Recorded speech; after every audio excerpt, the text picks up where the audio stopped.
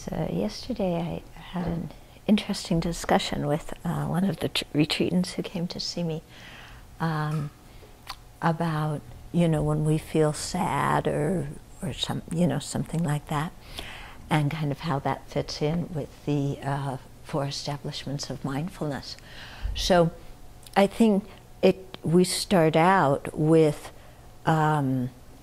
mindfulness of feelings in this kind of situation, like if you feel sad or angry or depressed or some kind of uncomfortable emotion, go back to the feeling, okay? And by feeling here, we're talking, feeling just means pleasant, unpleasant, neutral. Feeling doesn't mean emotion in this context. So go back to the feeling and focus just on the feeling in your mind. What is the mental feeling? The mental unpleasant feeling or the mental unhappy feeling.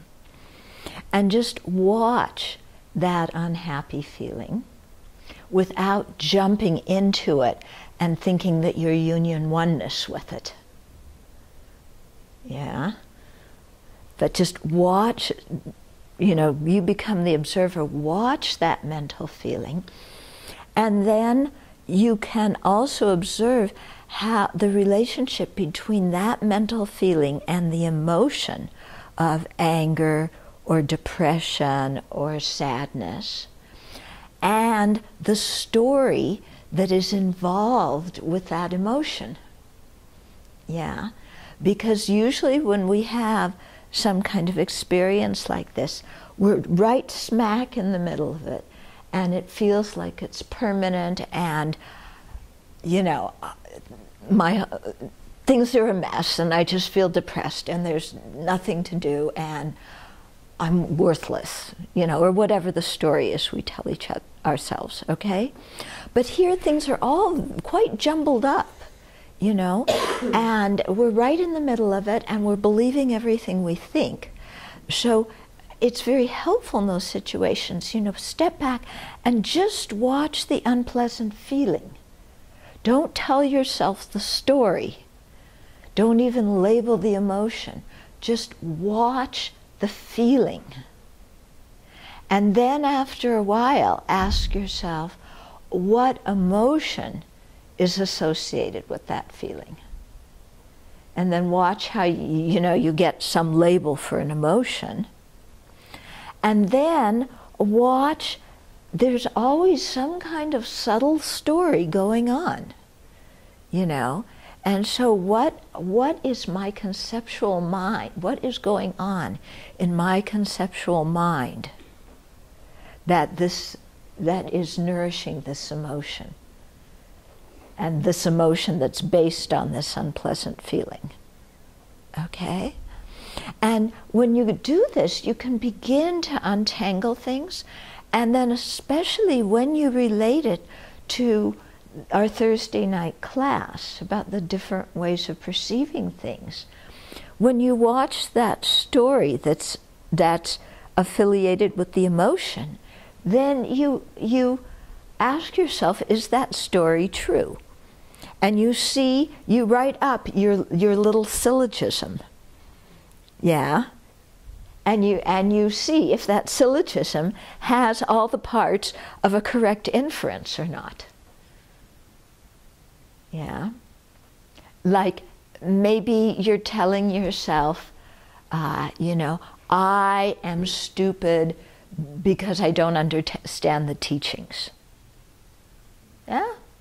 People tell themselves that. I'm stupid because I don't understand the teachings. Okay? So then you look. I don't understand the teachings. Is that true? No, you're not looking seriously. I don't understand the teachings? Yeah, you have to look. Why are you here? Are you here living at the Abbey because you don't have one single itty-bitty understanding of the Dharma teachings? That is not true. That is not true. Yeah, you're here because you understand something. If you didn't understand anything, you wouldn't be here. because you'd have no interest in the Dharma. You'd have no interest in doing retreat or being ordained or anything like that. So one particular teaching that you happen to be reading about or hearing about now may be difficult for you. But to say, I don't understand the teachings, that is not true. Okay? So you have to really look at your little syllogisms that you're making and see that they are not correct syllogisms that lead to valid inferences. Yeah, they are wrong consciousnesses. And that's why the emotion that's accompanied with them is an afflicted emotion. Yeah, because it's based on a wrong story. It's based on something that isn't true. Okay? And so I don't understand the teaching. So that part isn't true. And then if someone doesn't understand the teachings, that means they're stupid. Is that true? No. No. Of course not. Yeah? We all start out not understanding the teachings. It doesn't mean we're stupid. It just means we're starting out. That's all. Okay? So on that little syllogism, I'm stupid because I don't understand the teachings, both the presence of the reason in the subject and the pervasion are wrong. Okay?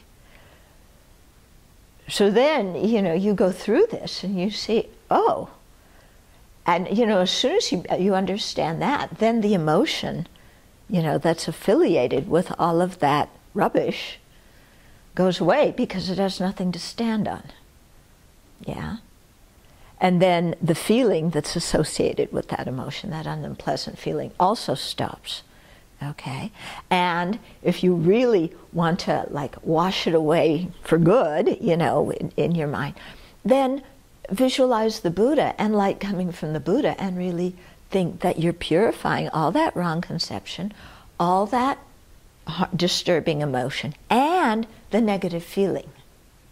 Yeah, the unhappy feeling. So you make sure you release that unhappy feeling.